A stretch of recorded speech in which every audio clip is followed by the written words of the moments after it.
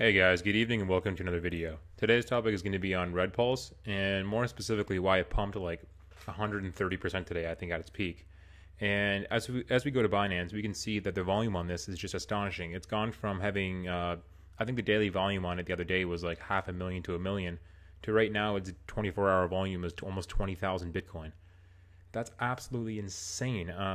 If you go to Google News, first off, whenever you see any kind of pump like this, it is very possible that you never do know. For example, like last year, you had IOTA, which went up like 5x in a few days. Keep in mind that was in a different market, but you had IOTA go from like 70 cents to $5, and that was off largely rumors of a Microsoft partnership that never actually materialized and was sort of just vaporware, like many things in the scene. However, if we go to Google News, and we Google Red Pulse, what do we see?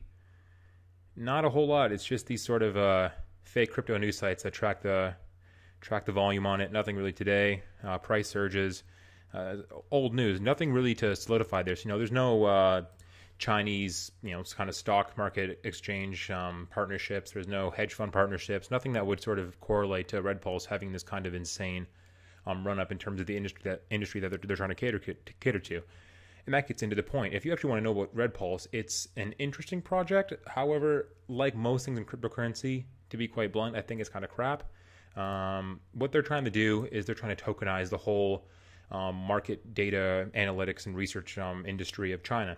When you're getting into China, what you're dealing with is a massive economy. Sorry, I almost said industry, but you have a massive economy and you have a lot of foreign investment.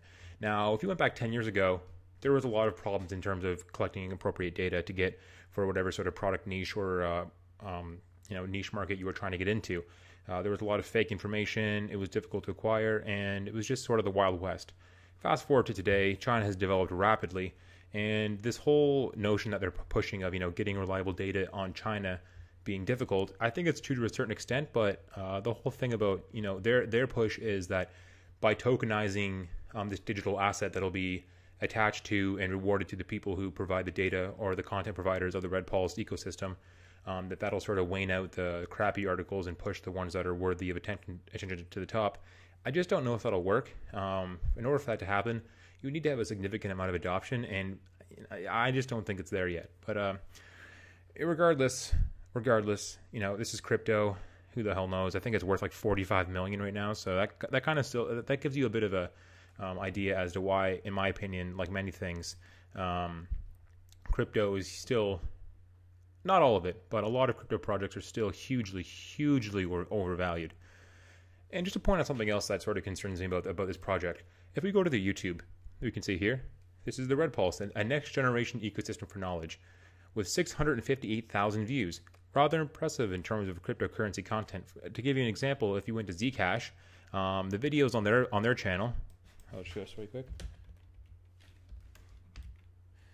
The videos on the Zcash channel, you get, for being one of the better projects in this ecosystem, they get barely any views, guys, and that sucks. Like they get, and they're not spoofing up their views. We have 74 views on this article, which is, Zcash is one of the top 20 cryptocurrencies in the world, and they're probably at the cutting edge.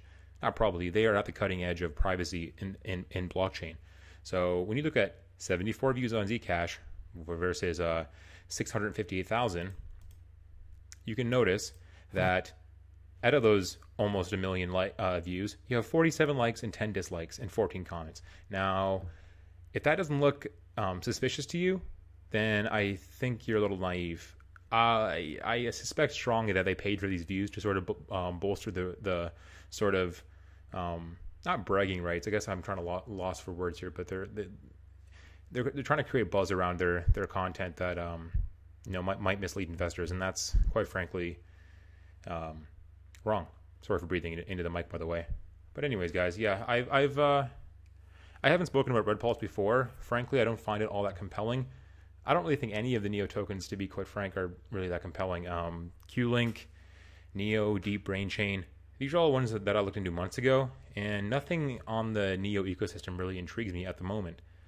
That's not to say that won't change in the future, but in terms of the DApp platforms, you guys already know I'm a pretty big Ethereum bull, and I'm not too big on much of the other protocols, maybe with the exception of EOS, and maybe to see if Cardano can ever really get to the point where they envision, then I'll keep an eye on that. But be very skeptical of the stuff you see in this guys in this space. It's still, we're still in the wild west phase.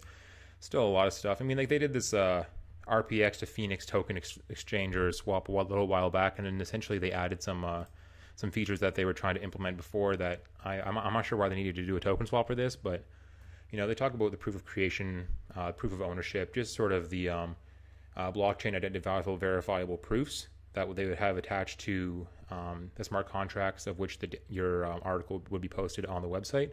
So it's kind of like a way of having a digital identity, or not a digital identity, but digital ownership over the stuff that you provide to Red Pulse. They have added IP protection, but again, guys, at the end of the day, to me, all this is just fluff. It's just just more vaporware, just stuff that's never really going to be adopted.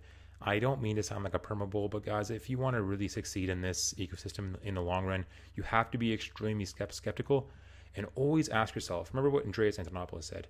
Whenever you're dealing with any kind of decentralized project, always ask yourself, does this need to be decentralized? Does it need to be tokenized? Is there really a product market fit for this? And the answer to all those things, in my opinion, is no with Red Pulse. So what we're more than likely seeing here is just another pump and dump. They happen all the time in this industry. You need to be very careful. You don't want to be the person who buys the top of 130% pump, guys. Many people have done it, and that's an easy way to lose thousands, hundreds, or whatever amount of money is relevant to you. Anyways, guys, that was just my quick take on what happened today with Red Pulse. It's one of the Neo projects, and again, not really the biggest fan of Neo, but stay safe out there, guys. Invest safely, stay safe. Have a nice night. Cheers.